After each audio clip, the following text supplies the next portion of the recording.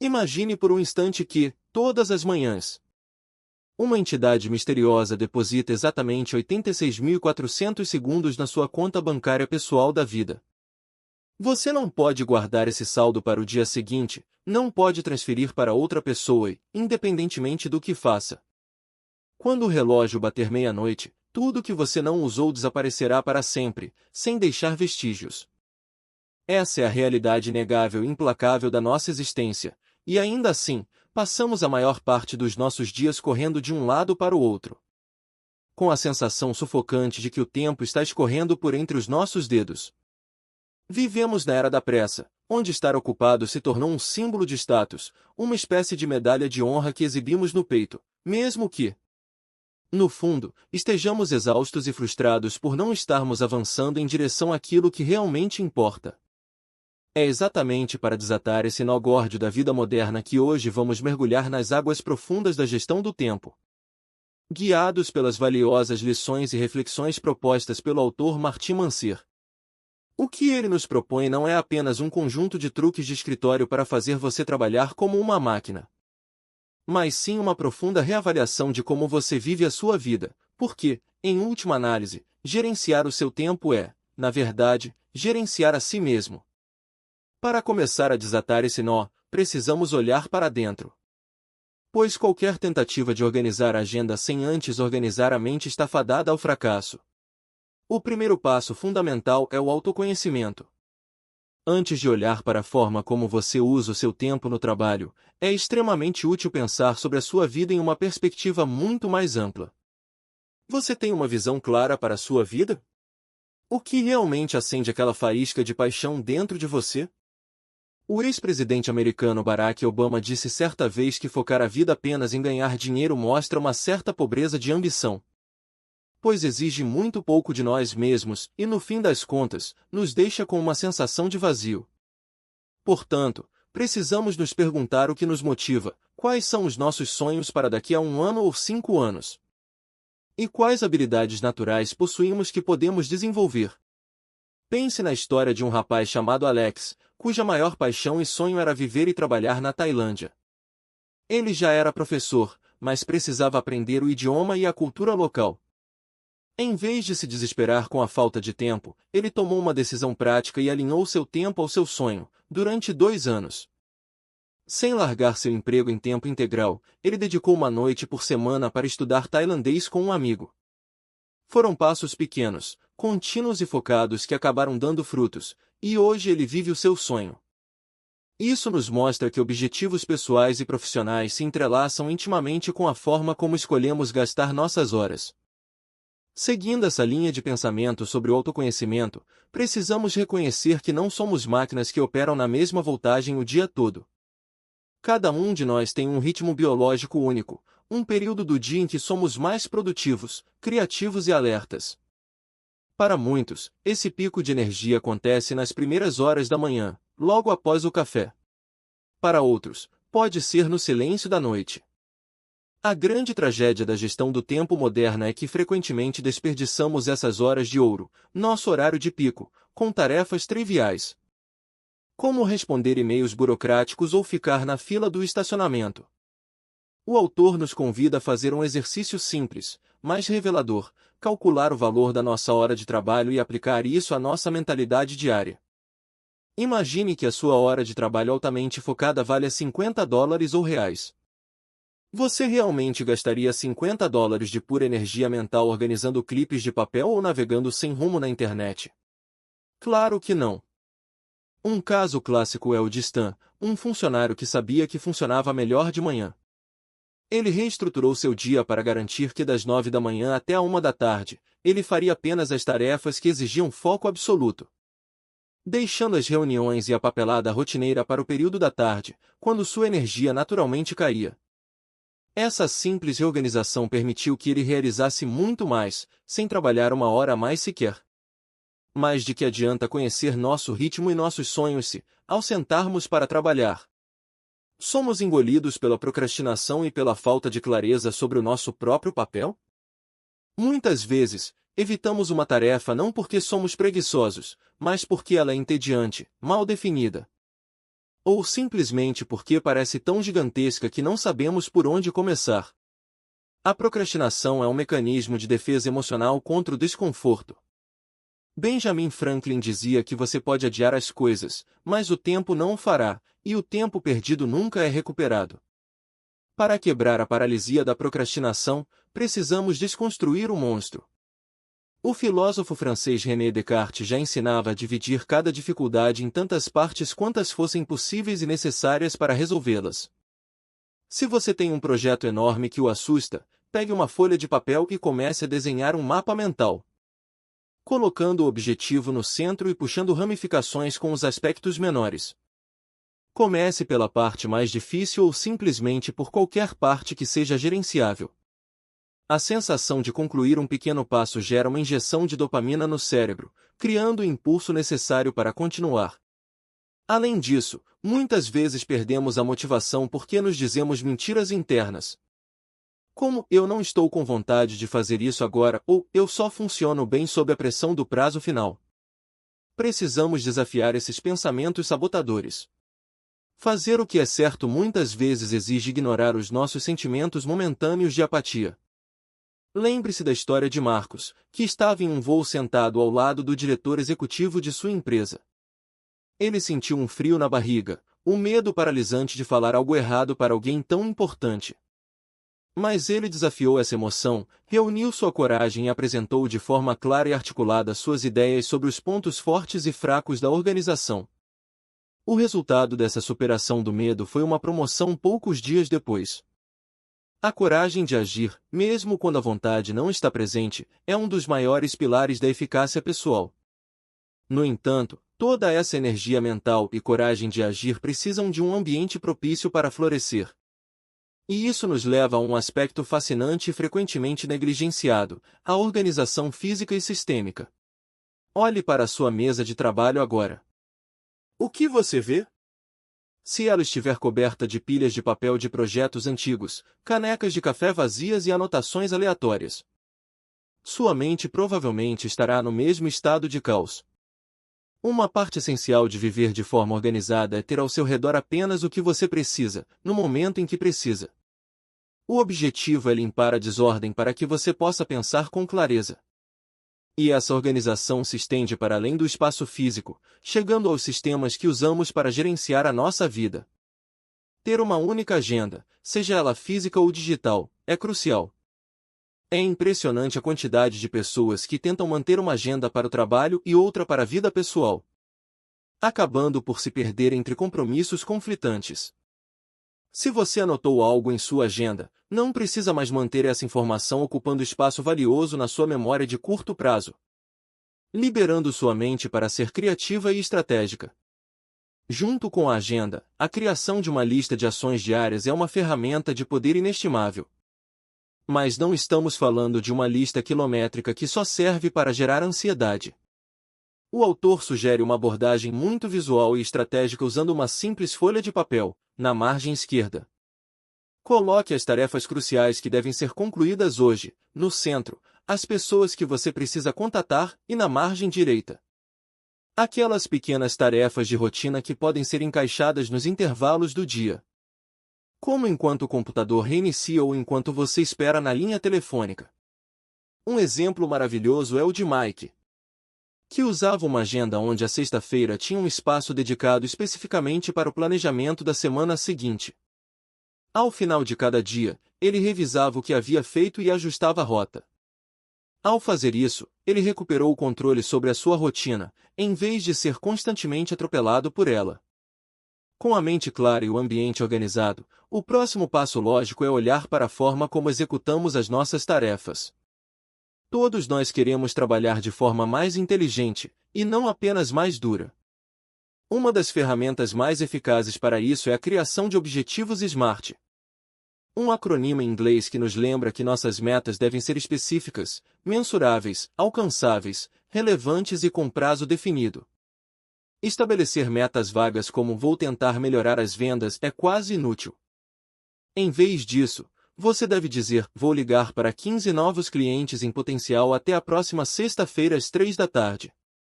Quanto mais precisos forem os seus objetivos, mais fácil será manter o foco. E uma vez que você tenha esse foco, surge um princípio de ouro: faça certo da primeira vez.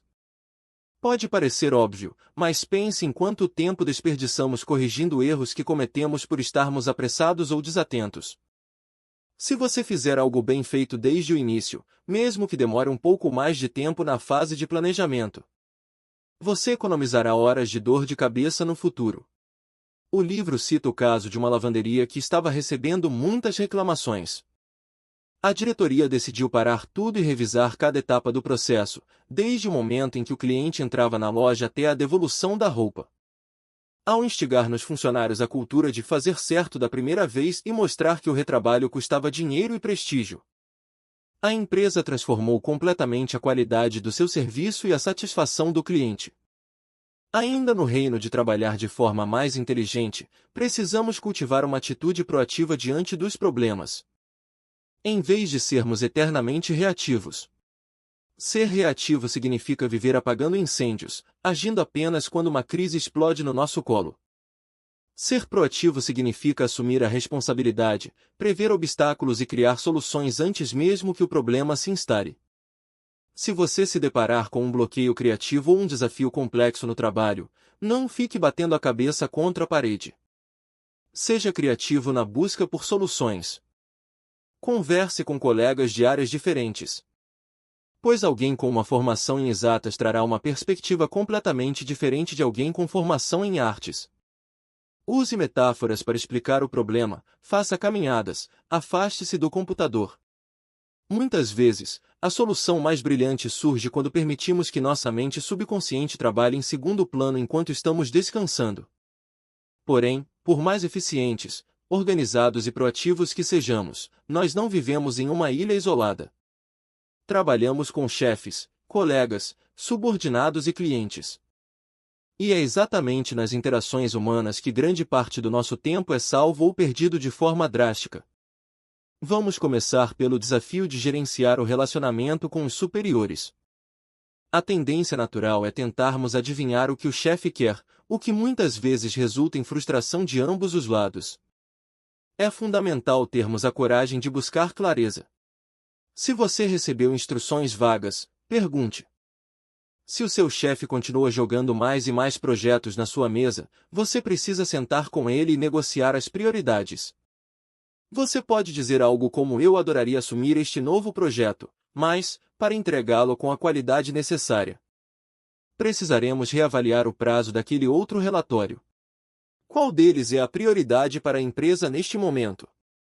Isso não é insubordinação, é profissionalismo e proteção do tempo da empresa.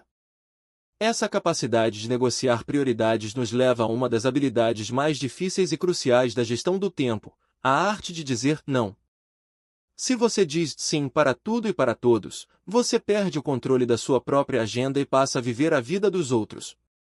Dizer não causa desconforto porque tememos magoar as pessoas ou fechar portas, mas precisamos ser justos conosco mesmos. Dizer não a uma demanda de baixa prioridade é dizer sim aos seus objetivos mais profundos e essenciais. É perfeitamente possível ser firme e educado. Você não precisa pedir desculpas excessivas. Basta ser honesto, dizendo que sua agenda já está comprometida com projetos prioritários.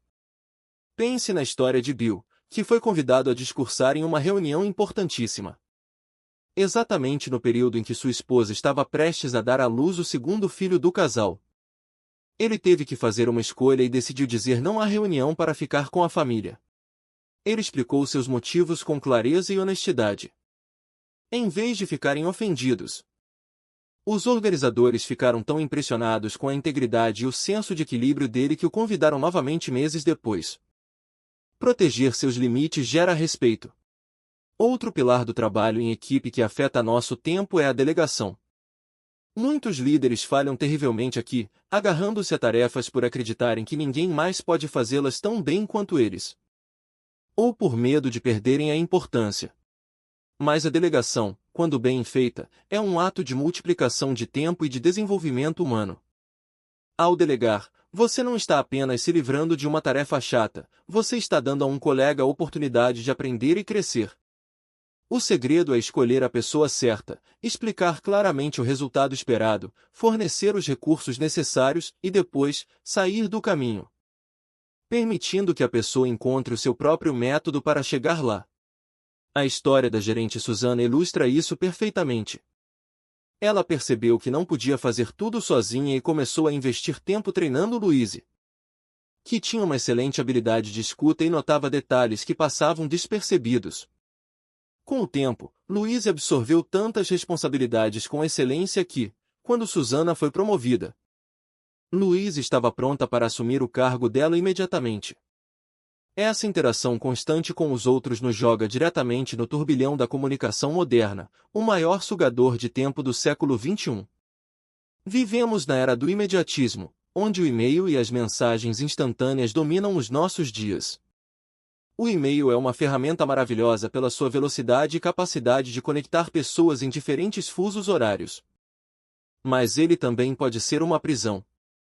Se você mantiver sua caixa de entrada aberta o dia todo, reagindo a cada notificação que pisca na tela, você nunca entrará em um estado de foco profundo. O ideal é definir blocos de tempo específicos no seu dia para processar as mensagens. E quando escrever um e-mail, coloque-se no lugar de quem vai ler. O tempo do seu leitor é valioso. Use assuntos claros, vá direto ao ponto, divida o texto em parágrafos curtos e diga claramente qual é a ação ou resposta que você espera. O escritor Mark Twain dizia, com brilhante ironia, que não teve tempo para escrever uma carta curta, por isso escreveu uma longa. Escrever com clareza e concisão exige esforço e edição, mas economiza o tempo de todos os envolvidos. Além do e-mail, precisamos redescobrir o poder do telefone e do contato face a face. Muitas vezes, um mal-entendido que geraria uma corrente de 20 e-mails passivo-agressivos pode ser resolvido com uma ligação de 3 minutos. O telefone devolve a tonalidade e emoção à comunicação, permitindo ajustar a abordagem na mesma hora. E para assuntos realmente delicados, críticas construtivas ou negociações complexas, nada substitui o contato visual de uma reunião presencial. Falando em reuniões, elas são frequentemente citadas como o grande pesadelo corporativo. O mestre da administração Peter Drucker dizia que reuniões em excesso são um sintoma de uma organização doente. Para que uma reunião não seja um desperdício criminoso de tempo, ela precisa ter um propósito muito claro, seja para informar, discutir ou decidir algo. É vital ter uma pauta definida, enviar os materiais de leitura com antecedência e, o mais importante, começar e terminar no horário estipulado. Se uma reunião foi agendada para durar 1 hora e o assunto foi resolvido em 40 minutos, encerre-a. Ninguém jamais reclamou de uma reunião que terminou mais cedo. E ao final, é imperativo que todos saiam da sala sabendo exatamente quem vai fazer o que e até quando. Um elemento silencioso, mas absolutamente transformador em toda essa teia de comunicação é a arte de ouvir. Nós raramente prestamos atenção no quanto a falta de escuta ativa nos custa em termos de tempo e energia. Muitas vezes, enquanto o outro está falando, nossa mente já está formulando a resposta, o que significa que não estamos realmente ouvindo. Ouvir ativamente envolve fazer contato visual, prestar atenção ao tom de voz, à linguagem corporal e até mesmo ao que não está sendo dito. Fazer pequenas pausas e resumir o que a pessoa acabou de falar, dizendo algo como então o que você está me dizendo é que precisamos mudar o prazo. Demonstra respeito e garante que ambos estão na mesma página, evitando retrabalhos gigantescos causados por falhas de interpretação. Mesmo com metas bem definidas, delegação eficiente e comunicação cristalina, a vida no escritório é cheia de imprevistos e interrupções. Colegas que param na sua mesa para uma perguntinha rápida, telefones que tocam, crises de última hora. Para proteger a sua produtividade, você precisa criar bolhas de isolamento estratégico. Se você precisa escrever um relatório crucial, desligue as notificações do celular, feche o programa de e-mail e, se possível, vá para uma sala de reuniões vazia ou trabalhe de casa. Se alguém interromper você em um momento inoportuno, seja educado mais firme, dizendo que está no meio de um raciocínio importante e perguntando se podem conversar às 4 da tarde. A lei de Parkinson afirma que o trabalho se expande para preencher o tempo disponível para sua realização. Se você se der o dia todo para fazer um relatório, ele levará o dia todo. Mas se você se der um prazo rígido de 45 minutos, sua mente criará o foco necessário para concluí-lo nesse tempo. Nessa mesma dinâmica diária, frequentemente nos deparamos com o que podemos chamar de tempo morto ou tempo de espera. São aqueles 15 minutos aguardando o início de uma reunião, o tempo no transporte público, ou a meia hora de atraso de um voo. Pessoas altamente eficazes não veem isso como tempo perdido, mas como oportunidades de ouro.